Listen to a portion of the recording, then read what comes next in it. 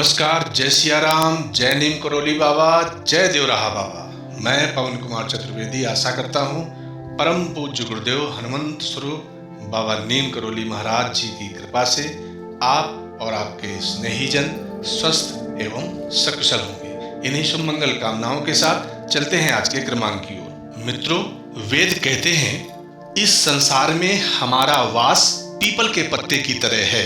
जैसे पीपल का पत्ता हवा के थोड़े झोंके से नाचने लगता है, मस्त हो जाता है, उसी प्रकार संसार में आकर मनुष्य वैभव को पाकर मस्त होकर नाचने लगता है, ऐंठने लगता है, प्रभुत्व दिखाने लगता है, जबकि उसे ये पता नहीं कि तू पीपल के पत्ते की तरह पेड़ पर कितनी देर तक रह पाएगा।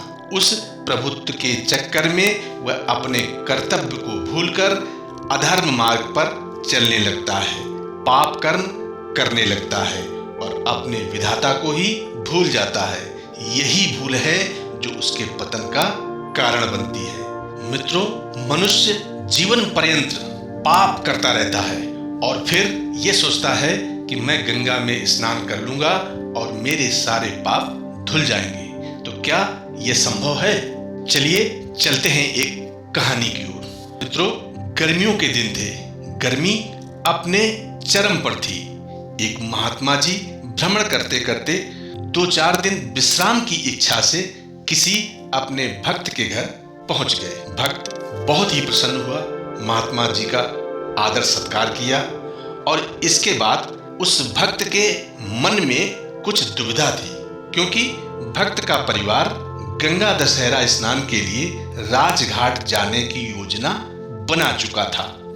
अब भक्त सोच रहा था कि हम महात्मा जी से कैसे कहें और क्या कहें। जब उन्होंने महात्मा जी को देखा तो वे बोले, महाराज, हम गंगा स्नान के लिए राजघाट जा रहे हैं। आपकी इच्छा हो तो आप भी हमारे साथ चलें, अन्यथा आप हमारे घर पर पिताजी के साथ विश्राम करें।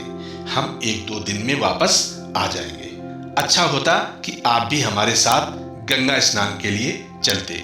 महात्मा जी बोले, बेटा, इच्छा तो मेरी भी थी, पर मैं भ्रमण से इतना अधिक थक गया हूं कि अब मैं 2-4 दिन आपके यहाँ विश्राम करना चाहता हूं, इसलिए मैं तो यहीं रहूंगा।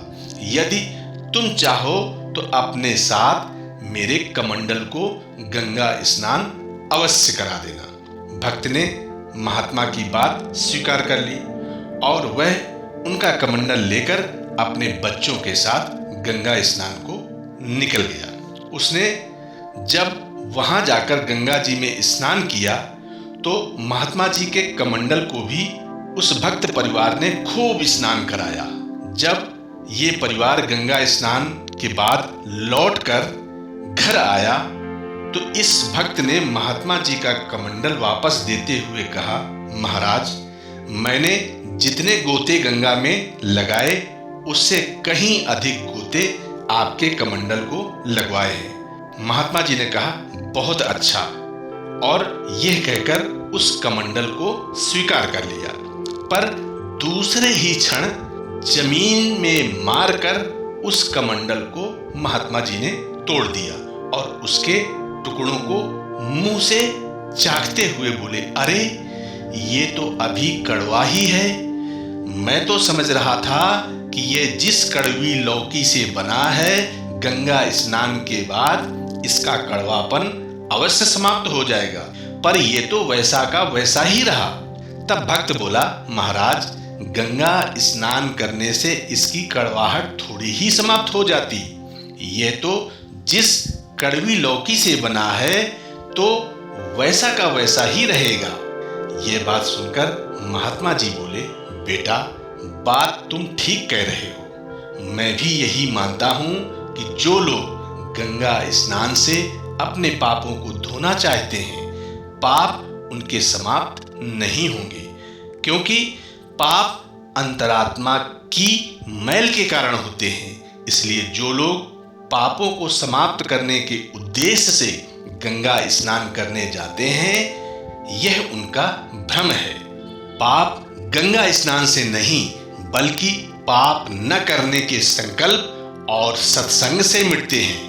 इसलिए यदि तुम अपनी आत्मा को धोना चाहते हो, अपने मन को निर्मल बनाना चाहते हो, तो सत्पुरुषों का संग करो, धर्म ग्रंथों का संग करो, अपने धर्म ग्रंथों, पुराणों आदि का संग करो एवं सिद्ध संतों की वाणी को सुनो।